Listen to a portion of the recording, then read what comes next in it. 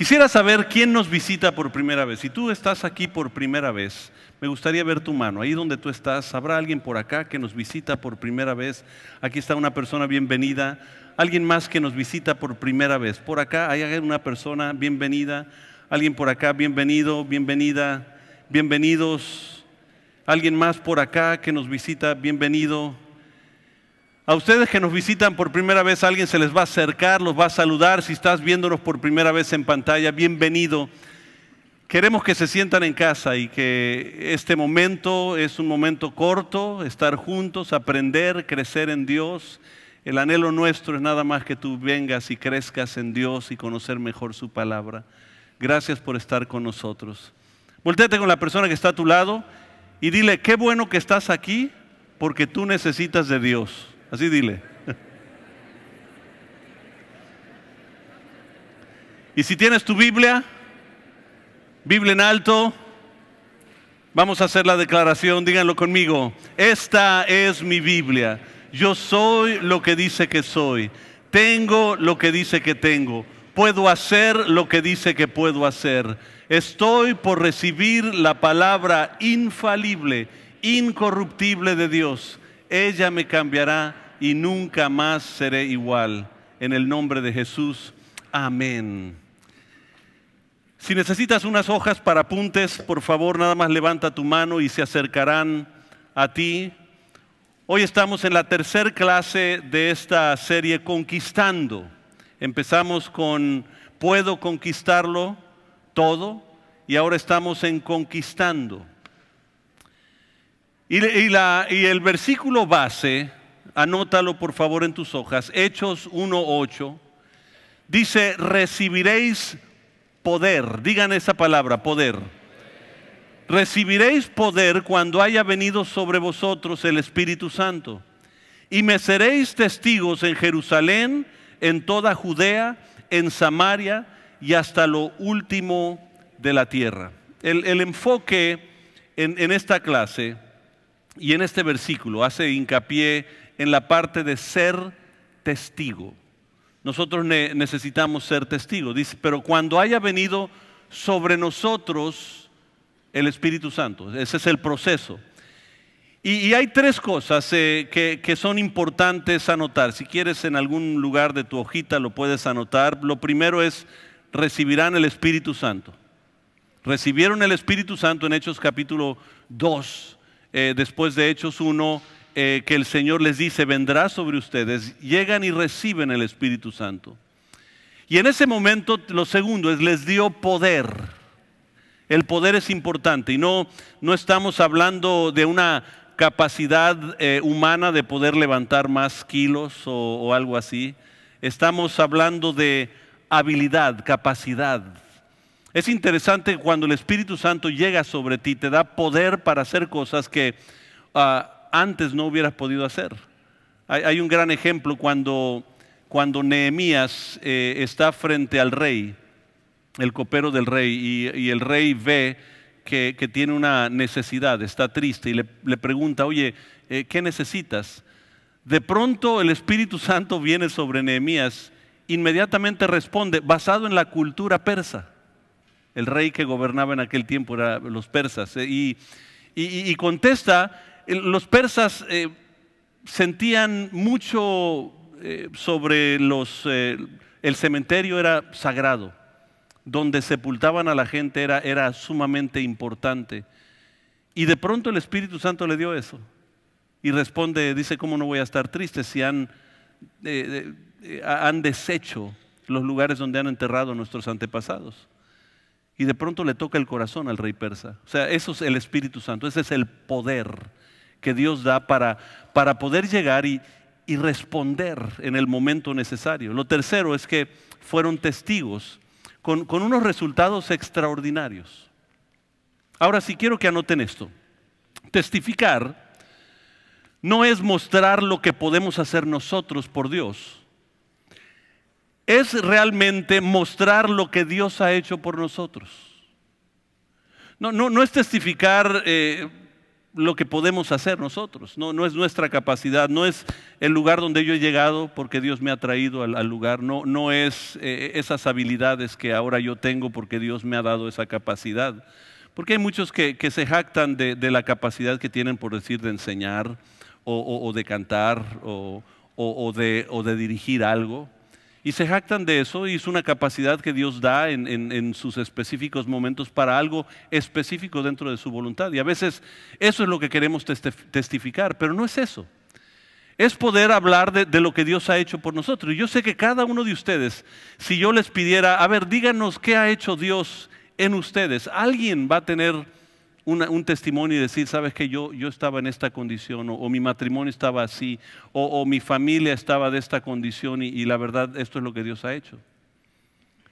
Y eso es lo que Dios empieza a dar. Ese es el poder y la capacidad y el saber en qué momento poder hacerlo.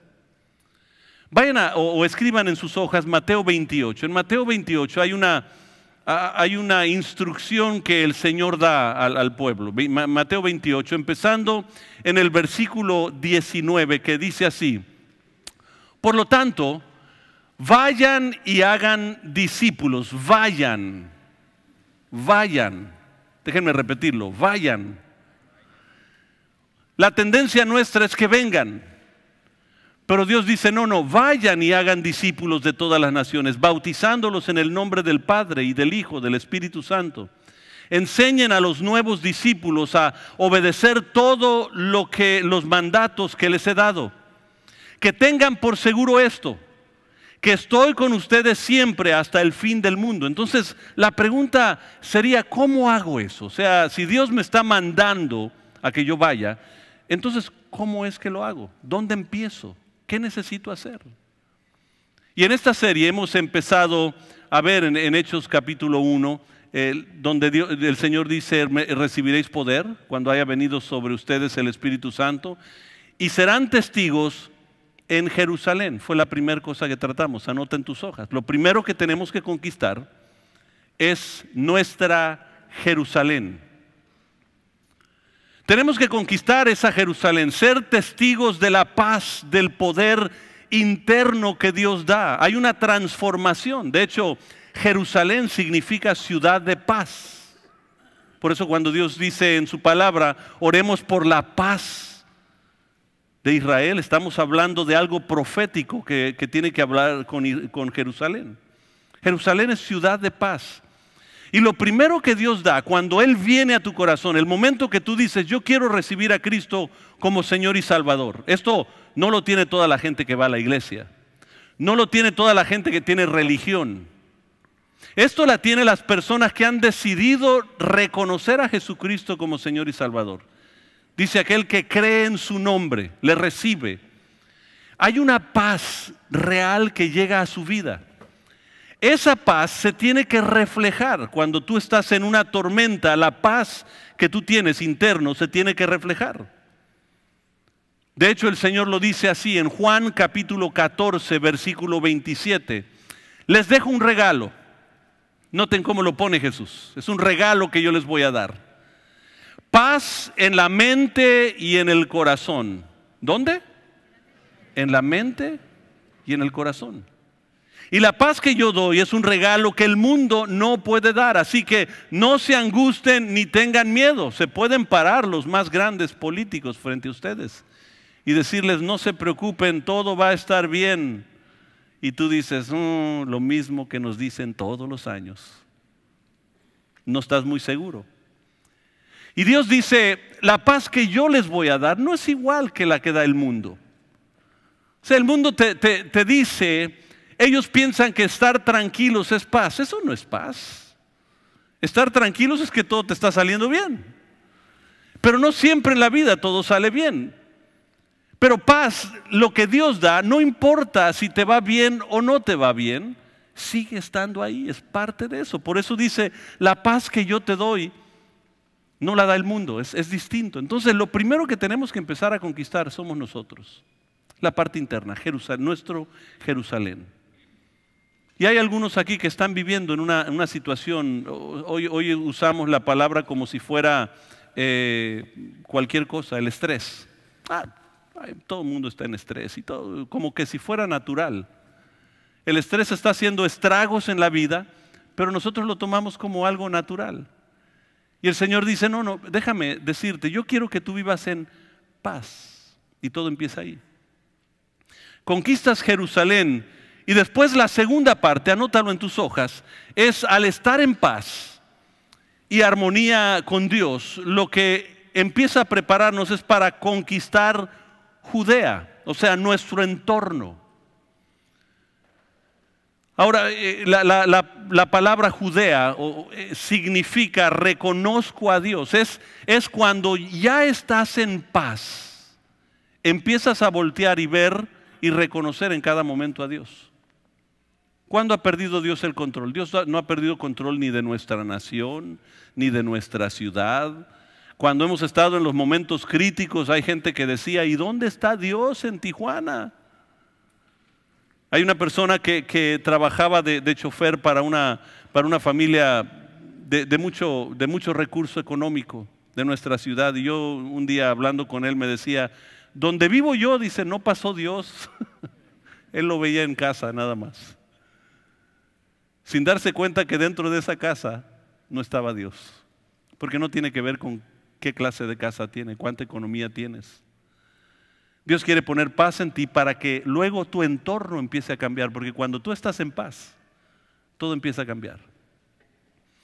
Yo no sé ustedes si se han dado cuenta, pero cuando tú llegas a comer y están todos sentados en la mesa y hay una situación económica difícil y llega el esposo y se sienta en la mesa y oran por sus alimentos y de pronto la esposa dice, ¿y qué vamos a hacer con lo de la renta? Si tú te volteas y te dices, no te preocupes, Dios nos va a sacar de esto. En ese momento viene una paz, tu entorno empieza a ser transformado. Porque la manifestación interna tiene que empezar a reflejarse en lo externo. Proverbios capítulo 3, versículo 6, empezando en el 6, dice, buscad su voluntad en todo lo que hagas, en todo lo que hagas. ¿En cuánto? Ahí será el problema. Lo busco solo cuando lo necesito. Se me ponchó la llanta del carro, entonces sí lo busco. Y no nos damos cuenta que Dios quiere que lo busque en todo. Y Él te mostrará cuál camino tomar. Es que, ¿qué debo de hacer? Bueno, si lo buscas en todo, Él te va a mostrar qué camino tomar. No te dejes impresionar por tu propia sabiduría. En cambio, teme al Señor y aléjate del mal. Entonces darás salud a tu cuerpo y fortaleza a tus huesos. Honra al Señor con tus riquezas y con lo mejor de todo lo que produces. Entonces Él allanará tus graneros y tus tinajas se desbordarán de buen vino. Está diciendo, bueno, aún tus finanzas. ¿Saben que a veces nosotros le hemos entregado todo al Señor, pero las finanzas, por eso muchos se quejan cuando decimos vamos a recibir las ofrendas. Otra vez a pedir dinero. Es lo que quieren. ¿Saben por qué nos preocupa el dinero? Por eso cuando vemos al de la Cruz Roja que está pidiendo dinero en el semáforo, sacamos y buscamos el de, ¿dónde está el de 10 centavos? Porque el peso es mucho dinero darle. Pero ¿cuántos queremos la Cruz Roja cuando nos accidentamos? No queremos soltar, porque no apreciamos nada hasta que de pronto no lo necesitamos. Y está igual con Dios. El Señor dice, ok, ¿quieres tener paz? No busques tu propia sabiduría, tu manera, tu forma. Búscame a mí y yo te voy a enseñar cómo. De hecho, hónrame con tus bienes. ¿Dónde estás confiado tú? Miren, esta relación, esta manera, solo llega viviendo cerca de Dios, relacionándote con Dios. Entre más te acercas a Dios, empieza a haber paz interna y empieza a cambiar nuestro entorno. Esto habla, y la semana pasada estábamos hablando de esto, de nuestra obediencia, cuando nosotros podemos obedecer su palabra. Podemos ver que la palabra dice tal cosa y podemos hacerla. Honramos a Dios obedeciéndolo Y eso transforma todo nuestro entorno. Eso es lo que va sucediendo. Ese es el proceso. Ahora sí, anota en tus hojas, ahora estás listo para testificar en Samaria. Anota en tus hojas, Samaria. Jerusalén, Judea, Samaria. Ahora quiero que pongas en esas hojas, ¿qué significa Samaria? Samaria realmente significa monte de vigilancia, lugar alto. Es un lugar que se ve, monte de vigilancia. Es un lugar donde se puede ver la perspectiva de todo. Pero también todo mundo puede ver ese lugar.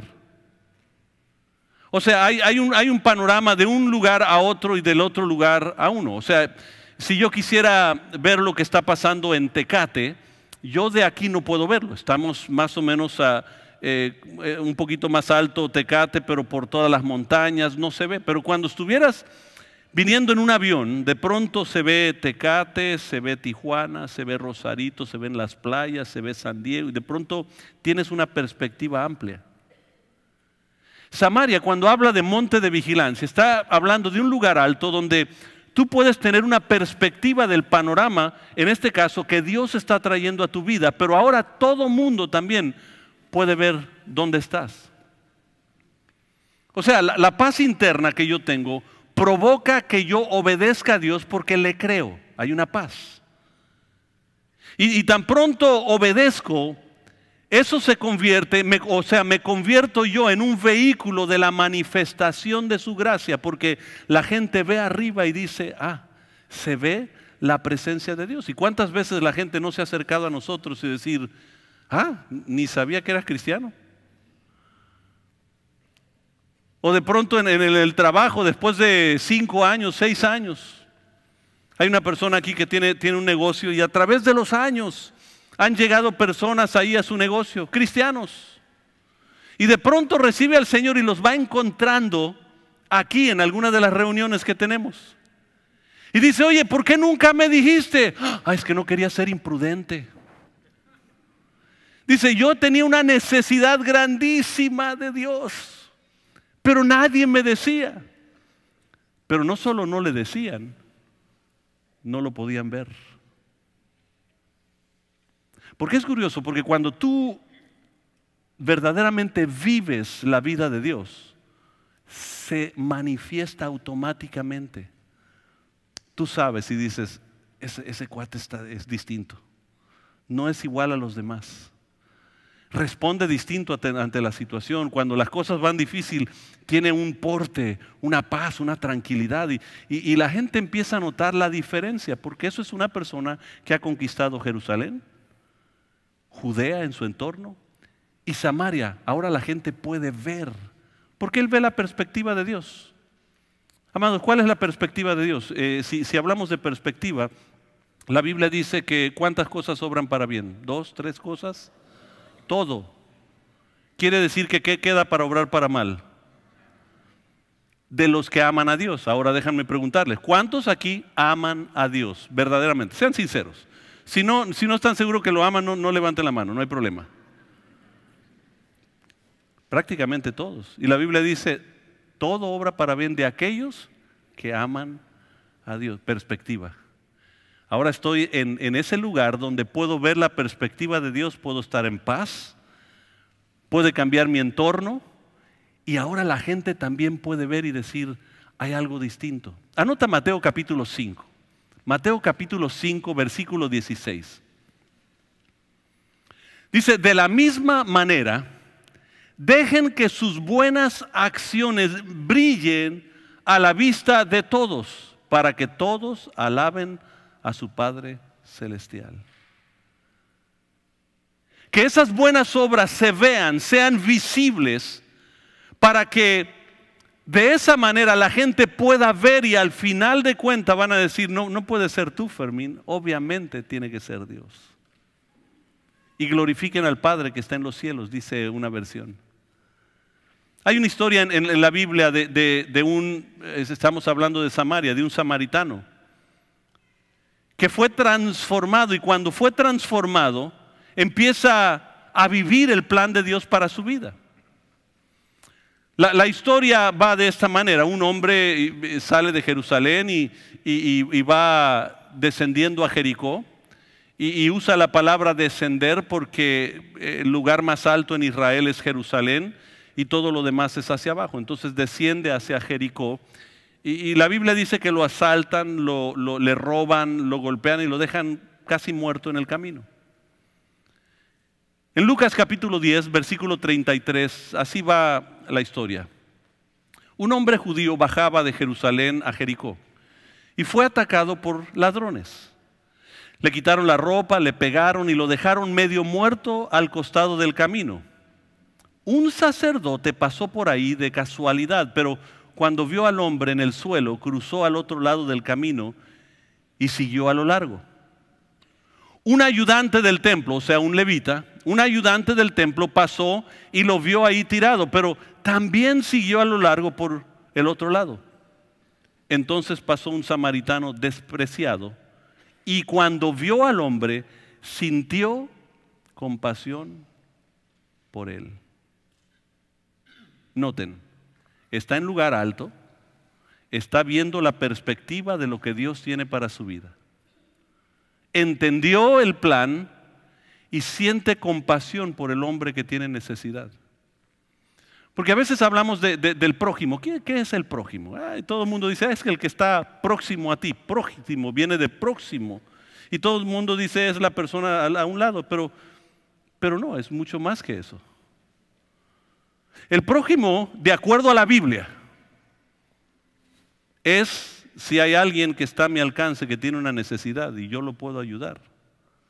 Ese es mi prójimo. Y de pronto aquí empieza a contarle la historia. Y dice, esta persona, el samaritano, esa persona despreciada, no los querían los judíos porque era una raza mixta. Se habían mezclado con los babilónicos, con los persas. No era una raza pura. Y de pronto esa persona siente compasión y dice, se le acercó y le alivió las heridas con vino y aceite de oliva y las vendó. Luego subió al hombre en su propio burro y lo llevó hasta un alojamiento donde cuidó de él. Al día siguiente le dio 2 monedas de plata al encargado de la posada y le dijo, cuida de este hombre. Si los gastos superan esta cantidad, te pagaré la diferencia la próxima vez que pase por aquí. Ahora bien, Jesús ahora hablando, ¿cuál de los 3 parece que fue el prójimo del hombre atacado por los bandidos? ¿Cuál es el prójimo aquí? ¿Qué es? Y tú dirás, bueno, ¿la esposa del Señor? No, en la historia no lo es. El prójimo es la persona que puede ayudar, la persona necesitada. Esos están prójimos, porque ese es el plan de Dios. Él estaba en el lugar alto, él estaba viendo perspectiva de Dios, él entendía el plan de Dios, él actuó dentro del plan de Dios. Y preguntó Jesús de eso. El hombre contestó, el que mostró compasión. Entonces Jesús le dijo, así es, ahora ve y haz lo mismo. ¿Qué tienes que hacer? Lo mismo. Miren, estamos hablando de un sacerdote, un levita. Personas que ya habían conquistado su Jerusalén, o sea, ya eran salvos. Tenían posición dentro de la iglesia. Y a lo mejor habían llegado, anota esto en tus hojas, habían llegado a pensar que como ya conozco de la palabra y no peco, eso es suficiente. Anota la palabra suficiente. Porque muchos piensan, como ya soy cristiano, tengo 20 años, tengo 30 años, ya no peco, aquellos sí pecan, yo no peco. Y piensan que es suficiente.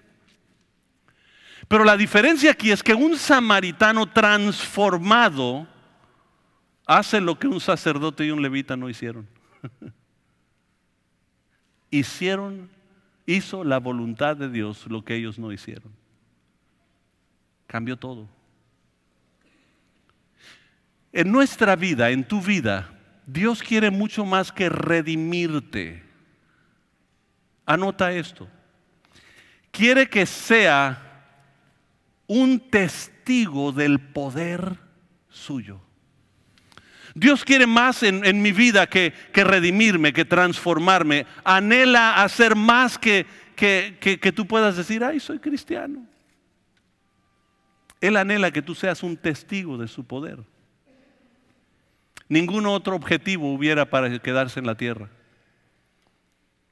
Si no fuera ese el objetivo de Dios, cuando tú recibes a Cristo, el momento que pasas aquí y dices, Señor, quiero recibirte como Señor, tú estuvieras viendo desaparecer a la gente. ¡Pum, pum! Se lo lleva el Señor.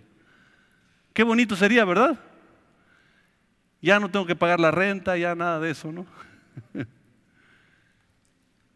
La razón que Dios nos deja aquí es porque quiere que ahora que seamos testigos en Jerusalén, Judea, Samaria, hasta lo último de la tierra. Quiere que nadie perezca, sino que todos procedan al arrepentimiento. Pero necesita aquel que está en el lugar alto, que puede ver la perspectiva de Dios para un mundo necesitado. Pero también el mundo puede ver a la persona y decir, ahí está Dios. Y hay ocasiones, anótalo por favor, que las tradiciones nuestras nos detienen de ser testigos. A veces tenemos unas maneras, unas tradiciones, unos formatos. Nos enamoramos de liturgias, de procesos. Y es que si eso no se hace así. Es que no vino la persona y predicó, o no hizo el sacerdote o el rabino. Y empezamos a formar patrones litúrgicos y pensamos que eso es Dios. Y Dios es mucho más profundo que eso.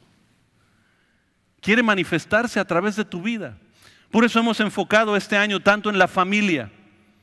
Para su información, más de 250 grupos de familias se han abierto. Anhelamos poner atención, llamar, ver qué está pasando. Están llegando ya testimonios a nosotros de lo que Dios está haciendo en su familia.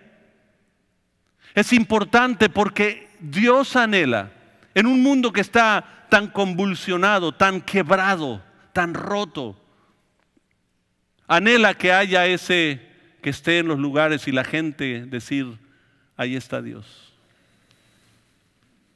No sé cómo la hizo, pero Él restauró su familia.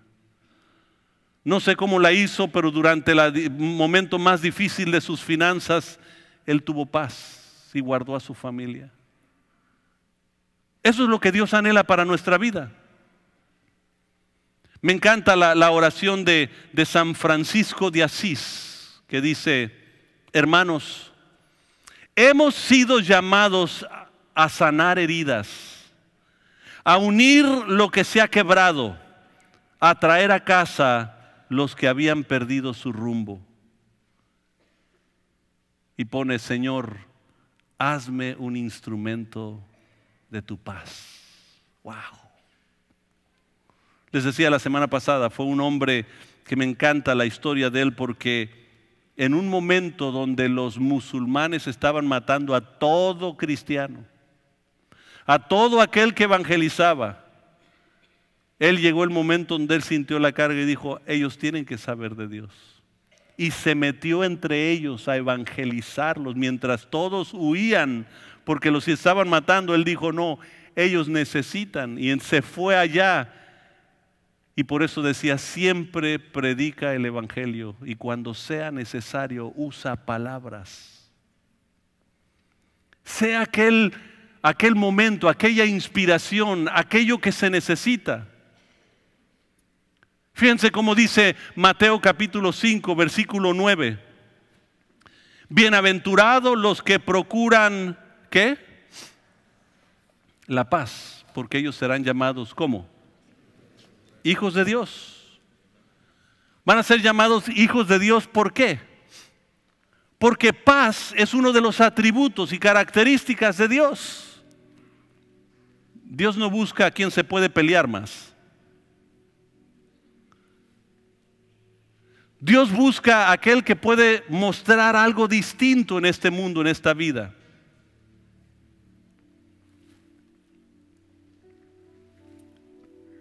Mi fe en Dios, lo que yo creo en Dios, debe de ser vista en acciones. Hay muchos que se sienten orgullosos en decir, yo creo en Dios, o pararse en una esquina y gritarle a la gente, pecadores impedernidos se van al infierno. Pero el mundo lo que necesita es poder ver y decir, allá se ve Dios. ¿Cómo se va a ver Dios entre nosotros? ¿Cómo será la manifestación de Dios entre nosotros? Se lo voy a explicar de esta manera. En Seattle, Washington, hubo unas Olimpiadas especiales. Algo muy interesante con estas Olimpiadas especiales, porque en una de las carreras de 100 metros se pusieron los 9 concursantes, todos con el síndrome de Down,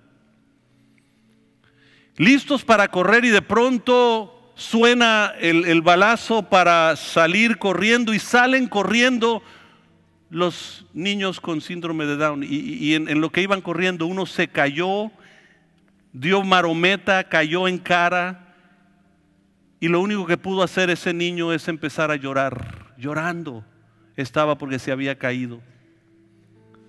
Todos los concursantes que iban corriendo, de pronto todos pararon y miraron hacia atrás y vieron al niño llorando, y se regresaron todos y lo levantaron y corrieron todos juntos, tomados de los brazos, y cruzaron juntos esa carrera. Aquí les va.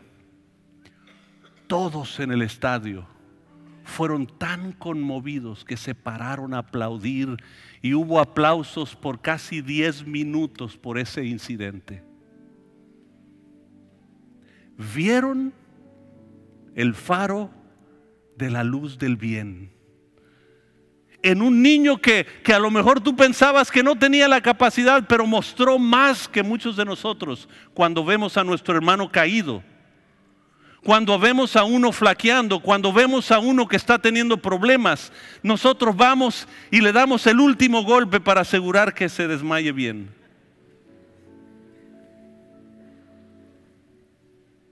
Pero estos regresaron y dijeron no, todos juntos. Fíjense cómo dice Juan 13, versículo 35. El amor que tengan unos por otros será la prueba ante el mundo de que son mis discípulos. Ahora, ve a la persona que está a tu lado. A lo mejor es tu esposa o esposo. ¿Lo amas? No contestes, por favor, en voz alta, no vaya a ser que empecemos aquí una discordia. Ahora mira a la persona que no es tu esposa o esposo. ¿Estarías dispuesto a dejar todo lo que has logrado y adelantado en la vida por regresarte y decir, espérate, déjame ayudarte? Dice, porque sabrán que son mis discípulos porque se aman los unos a los otros. Juan 17:21 dice, te pido que todos sean uno. Es la oración de Jesús. Así como tú y yo somos unos. Es decir, que tú estás en mí, Padre, y yo en ti. Y que ellos estén en nosotros para que el mundo crea que me has enviado. ¿Saben por qué el mundo no cree? Porque no hay un faro que esté mostrando la gloria de Dios. Porque muy fácil criticamos unos a otros. Es porque él cayó, él flaqueó, él hizo eso, él no sabe lo otro. Y es fácil apuntar los dedos para ver, criticar, condenar. Y lo que Dios más anhela es que nos amemos los unos a los otros. ¿Estás listo tú para mostrar la gloria de Dios en esta ciudad? solo se va a mostrar de una manera, no por cuánta teología tienes, sino cuánto tú amas. Cuánto tú te puedes convertir como ese samaritano diciendo, híjole, voy a mis labores, tengo mis recursos, pero ese necesita ayuda. Y yo voy a extenderle la mano. Señor Jesús, que esta enseñanza quede profundamente marcada en nuestro corazón. Señor, que se pueda ver tu presencia y tu gloria en nuestra vida para que el mundo lo pueda ver. Que esas buenas obras en mí puedan marcar la diferencia entre todos los demás. Paz interna, obediencia a tu palabra, testimonio a un mundo que tanto te necesita. Señor, el mundo tiene mucha religión y la religión se pelea, se matan unos a otros. Pero tú, Señor, eres distinto y anhelas que nosotros mostremos el reino tuyo establecido en nuestros corazones. Señor, hay matrimonios aquí que necesitan tu ayuda. Hay matrimonios que están batallando, hay familias que están descompuestas, desunidas. Hay relaciones que han sido rotas, Señor. Y queremos un Tijuana transformado. Y para transformar Tijuana tiene que empezar en mí, Señor. Empieza conmigo. Le puedes decir eso al Señor: Señor, empieza conmigo. Transfórmame. Cámbiame. Dile al Señor con el corazón: Señor, cámbiame y transfórmame. En el nombre poderoso de Jesucristo. Amén y amén.